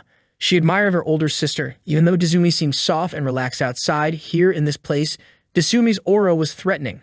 Desumi reminded her subordinates not to go overboard with their greetings, saying that just a simple hello would suffice. She then asked them if she looked any different. One of her subordinates responded that she looked more intimidating than usual. Desumi got irritated, realizing that her subordinates hadn't noticed her new hairstyle. Orami asked if her sister always acted this way in front of her subordinates, and Desumi admitted she did. Orami called her pathetic for it, and Desumi was surprised by how annoying her sister seemed. Desumi then invited her younger sister to meet the executives of Gakko. Bossler greeted Orami, who was shaking with nervousness. She told him that she planned to join Gakko after graduating from middle school next year. Bossler commented that Desumi had high standards and suggested that Orami try to surpass them. Orami said she was determined to work hard. Kiki remarked that since Orami was related to Desumi, she was sure Orami had talent. Kyoko added that Gekko's strength would definitely increase drastically. Orami was in awe of her older sister because even the Gakko elites respected her. Suddenly, Desumi offered to buy Orami some popcorn and invited her to a new shop in Harajuku. Desumi wanted to try it out first before buying it with Fudo, adding that she didn't want to stay in that stuffy place any longer. Her words made some of the Gakko executives slightly offended, and Orami apologized for her sister's behavior. Desumi and Orami then went for a walk around the city. Desumi offered Orami some popcorn, but Orami didn't take it. Desumi bought a headband for Orami and made her wear it, even complimenting how it looked on her. Desumi continued shopping, buying Orami a headband, clothes, a drink bottle, and more. She even mentioned that Fudo had a similar drink bottle. Desumi was happily shopping, but Orami started to feel bored. Desumi offered to buy Orami some crepes, but Orami insisted that they go home instead. Desumi asked what was wrong, and Orami replied that the older sister she had admired was gone. She said that the Desumi she once looked up to now seemed weak. Orami continued walking without paying attention to Desumi, who kept calling after her.